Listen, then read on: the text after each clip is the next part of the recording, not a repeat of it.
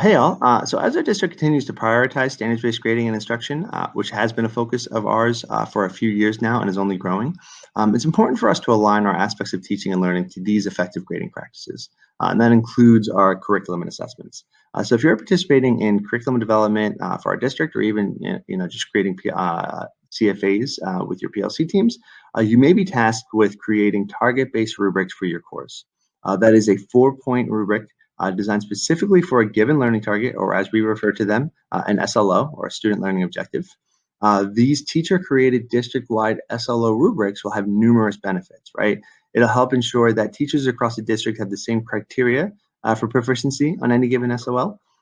This is crucial, right, when attempting to implement a GVC across all 5 high schools. And additionally, having these resources at your fingertips should assist in grading assessments and also give students clear expectations of what they need to do to prove proficiency. So in this video, I'm going to do a super quick overview on rubrics and why they're so effective, then dive into some tips, tricks, and best practices so you and your team can have all the tools you need to start crafting some super helpful resources for you and your fellow teachers. So SPG guru and frequent guest of our district's PD events, Tom Schimmer, says that anchoring grading practices with a focus on accuracy and confidence is best for kids. It's that simple, right? So common rubrics allow us to be both accurate and confident in the deliberations we're making regarding a student's understanding, right? The goal is to be proficiency-based and not points-based. And I say that because points-based is kind of the norm, right? It's what most of us remember as students. It's what most of us taught or were shown during our teacher training, and it's what a lot of us did in the classroom for years, right? And it kind of is the exact opposite of what we're trying to do with these proficiency-based rubrics, right? So here's an example of a points-based system. Feel free to pause if you want to take a closer look, but I'm just going to quickly explain what's happening here. So we have two examples, we have two students taking the same assessment, right? The teacher grading the assessment is using a points-based criteria, that is awarding or detracting points based on the student's performance. In the first example, Linus made at least one mistake, some minor and some major, for all 3 problems. He was awarded 10 out of 15 points and gets a 66% on the quiz. Below, you'll see Lucy scored perfectly on the first 2 problems, but kind of botched number 3, right, and lost 5 points. And now she has the same score as Linus. Now, obviously, there's a simplified version of what you may see in the classroom, but it's not far off, right?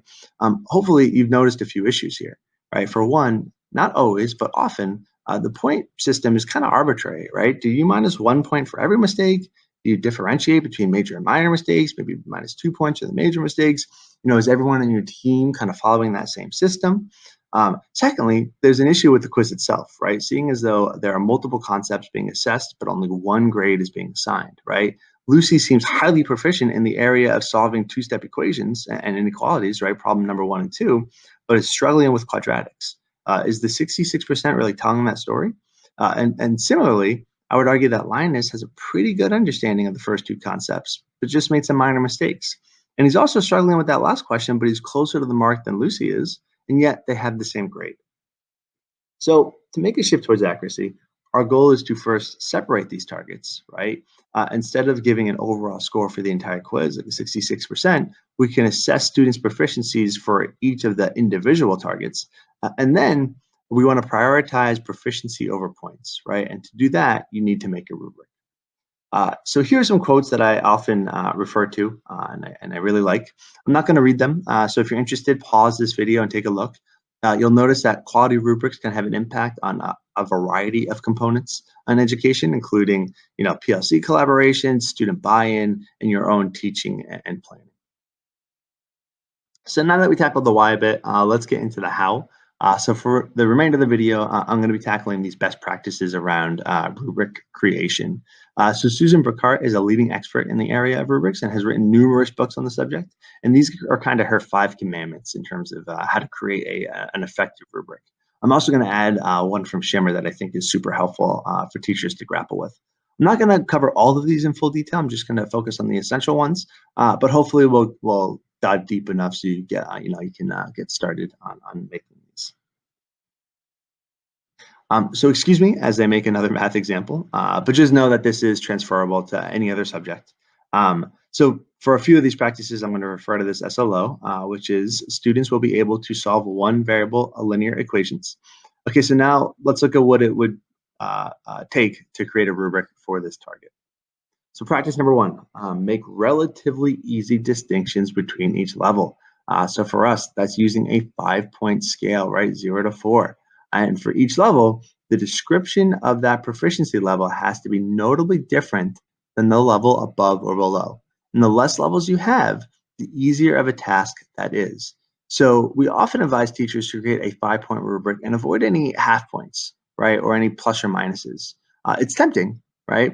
An example would be, Billy takes a quiz and he's not quite a 3, but he made this one error, excuse me, and he's showing more understanding than say Sally, who was a clear 2.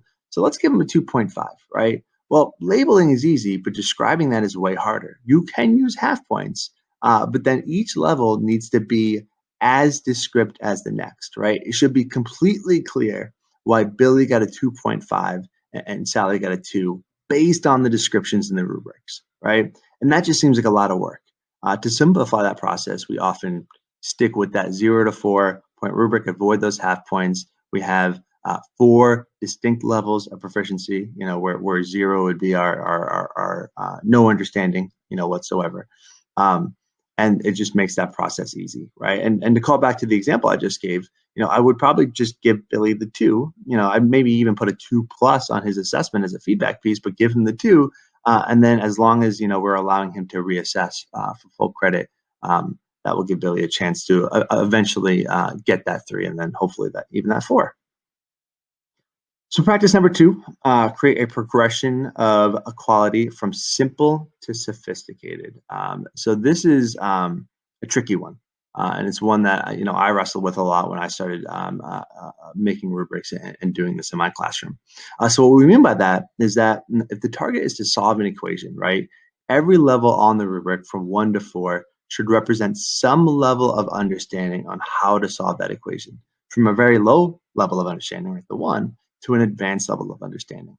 But the key here is that minimally proficient, right, that 1, is still a level of proficiency. It's a low level, but students should still be on target to meeting the standard.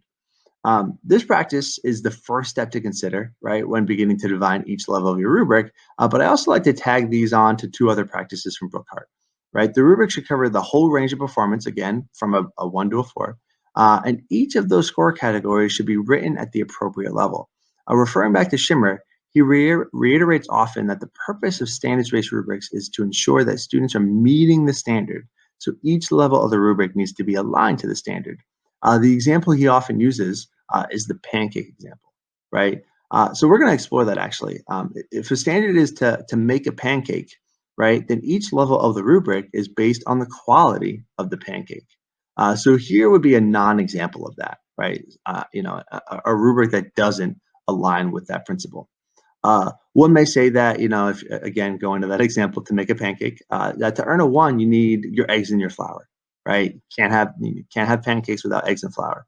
To earn a 2, you need to be able to mix them and other ingredients to make your batter, right? You need the batter to make the pancakes. Makes sense so far. And maybe a 3 would be being able to make decent pancakes.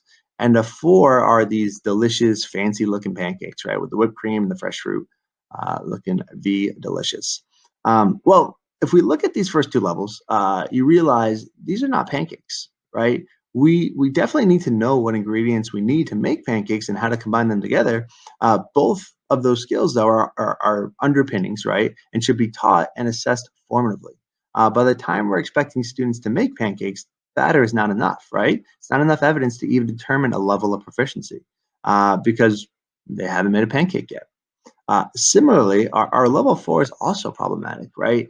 These fancy pancakes with all the additional fancy ingredients could be seen as an example of exceeding the standard, which is going beyond our goal of meeting and understanding the standard by developing additional criteria that may expect students to perform above grade level. In fact, I would argue that the only level here that seems to fit is level 3. If a student is proficient at making pancakes, I can see that as an example of proficiency. Now, if we apply the practice of creating that progression of simple to sophisticated, this may be more closely aligned to a valid rubric for that target. Now, this is a simplified version. It's a little silly. Bear with me, right?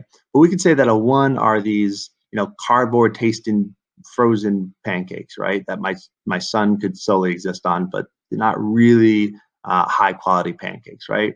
Um, Maybe a level up from there are some fast food pancakes. Okay, so they're not, coming out of the freezer, but still not super high quality, right? And then from there, pancakes from a diner or a sit-down restaurant. And then maybe our 4 are highly proficient pancakes. Well, maybe they're your grandma's pancakes, right? High quality, well made, objectively delicious pancakes.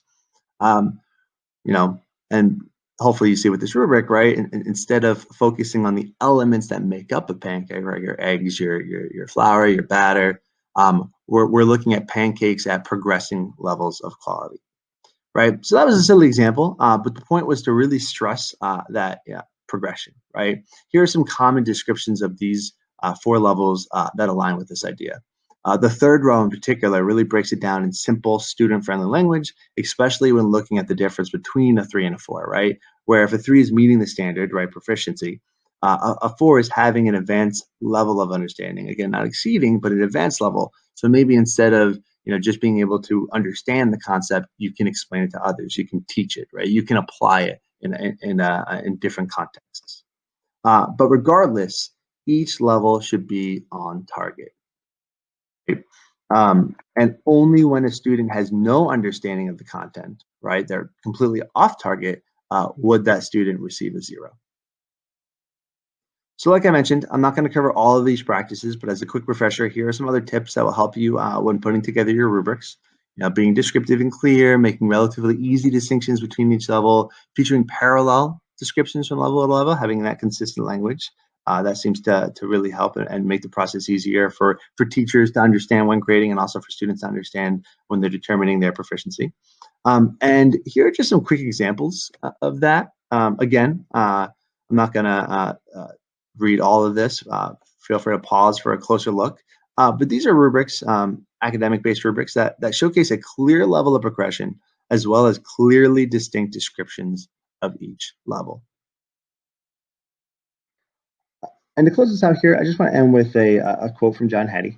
So Hattie, an educational researcher, reviewed almost 8,000 studies on teaching and learning and found that the most powerful single innovation that enhances achievement is feedback, right? Providing students with specific information about their standing in terms of particular objectives increase their achievement by 37 percentile points.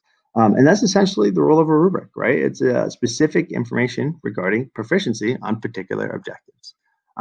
So hopefully you got a good, this is a good starting point for you in terms of creating these rubrics and working with your teams on these. There's more to rubrics, and maybe we can dive into that a little bit deeper later. Scalable rubrics, binary rubrics, things like that. But hopefully, again, this just gives you a good start and starting to look at your essential SLOs and trying to figure out where students need to be on that level from 1 to 4. So thank you so much. Hope this helped, and have a good day.